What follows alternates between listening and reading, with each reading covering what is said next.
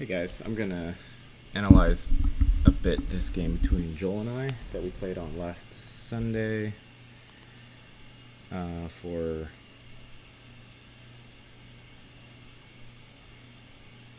our weekly tournament, our CRX tournament. So he played white, I played black, and we got into a London system, which we're both pretty familiar with playing. I turned it into some weird Nimzo sort of a thing. He's playing Ginger GM theory here. This is all pretty normal. I'm going to turn this off. So this move threatens later f7. I didn't notice it too much until he played g4 here. So there's nothing wrong with rook e8. Let's see, how do we do this? Well, we'll just leave the arrows on. So let's leave these off. So the correct move here was takes, and if takes with the bishop, then it's knight here. And you leave the bishop there. Eventually f6 is going to come, and then e6 is going to come with a pretty good central press. And if you take with the pawn, then the knight's going to retreat and say castles. And this pawn is very vulnerable. It can't be guarded here. The only way to try to guard it would be queen here, but then we have this move, and the bishop is trapped.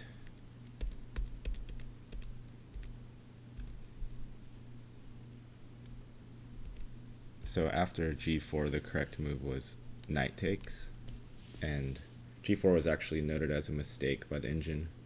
It gives about -1 for black. So instead, I played knight f8, which was very bad because it allows g5, which he did play.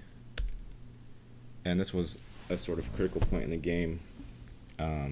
I saw as soon as he played g5 that this was going to be happening, or at least it was available, because if I take, then he has this discovered check and winning my queen, or rather he's going to win it that way. So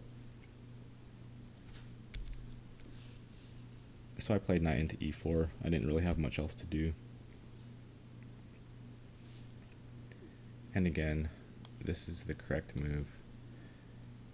If I take, then he has check and winning the queen. So I can't really take, and I probably have to do something like queen here, and then he can probably just retreat the knight and kind of, you know, castle whichever way. Either way is okay. And you know, he still has threats on f7 if he just moves the bishop.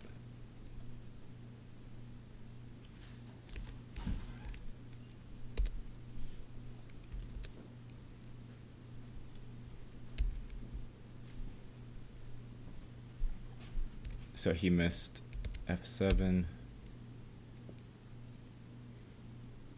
which would have been 2.5 advantage.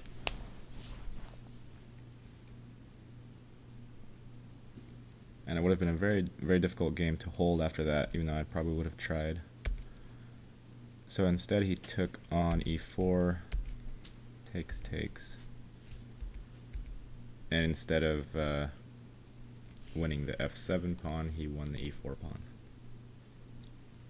And this is better for me because this just destroys my king side. So I went and took I took his g5 pawn, which probably isn't the best ever because he has now this open g file. But it's not immediately losing or anything like that. So I took the pawn, he castled king side, and then I just traded down into this endgame where 1, 2, 3, 4, 5, 6, 7 versus we're back to equal material with a pretty even game here. I think white has a small advantage just because of this open g file.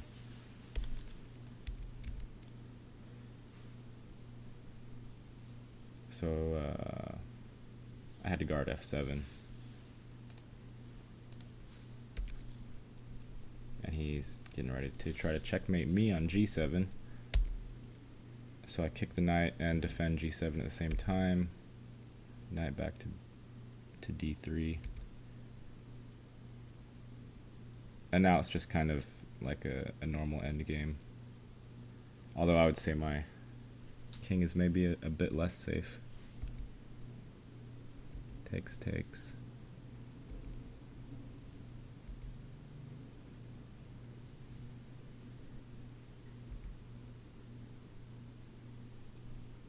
So long as I'm not getting checkmated here, then I'm okay with the position. So I just played g6. He played knight back. And I was trying to just get into an endgame here. I wanted to kick the knight and trade queens.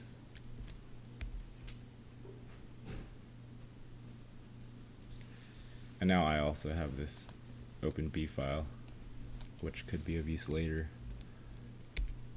He didn't want to trade queens. I think that's why he played queen g3. But I went ahead with the same plan anyway.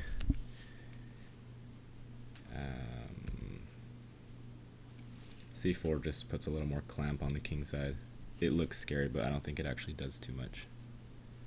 Although I do have this square to try to get maybe a rook in at some point. I think black might have a slight edge now. So now he does want to trade. I could have traded here.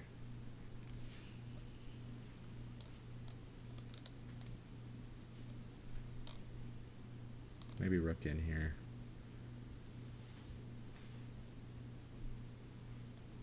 If he takes and takes.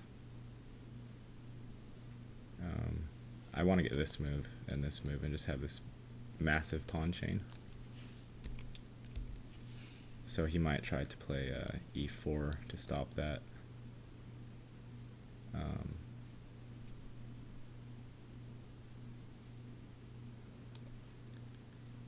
Let's turn the engine on real quick.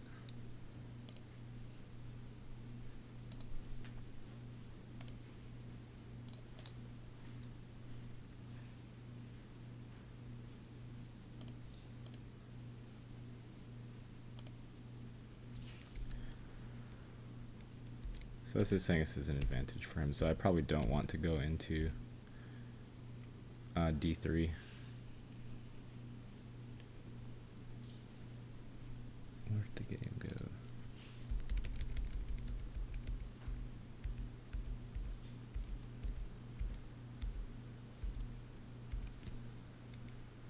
Yeah, this is just even.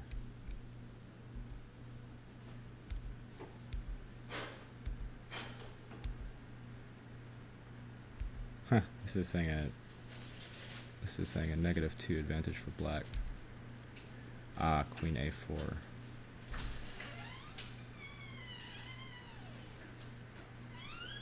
Why is queen a4 a threat?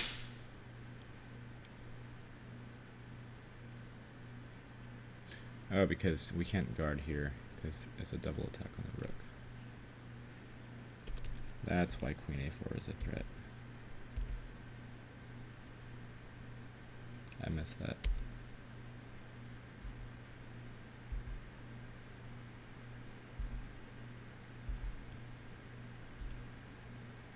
So even simple moves like this, computer says h5 is -4, and my move just kept sort of the equality because it allowed this. We were pretty much both out of time around this point. I think it was a 15-minute game, so each side had 15 minutes, but we were pretty low on time around here.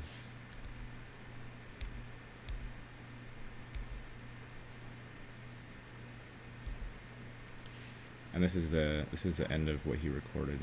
I think I ended up winning an exchange and then winning the end game from there.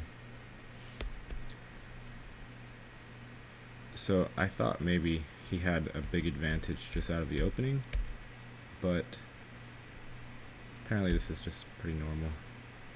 I wasn't even considering taking on e5 though.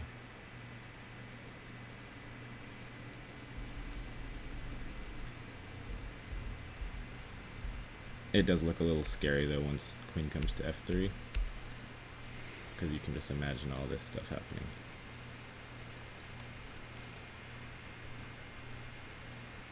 Anyway, thanks for watching. Thanks for sending me the clip, Joel, and I will see you next Sunday.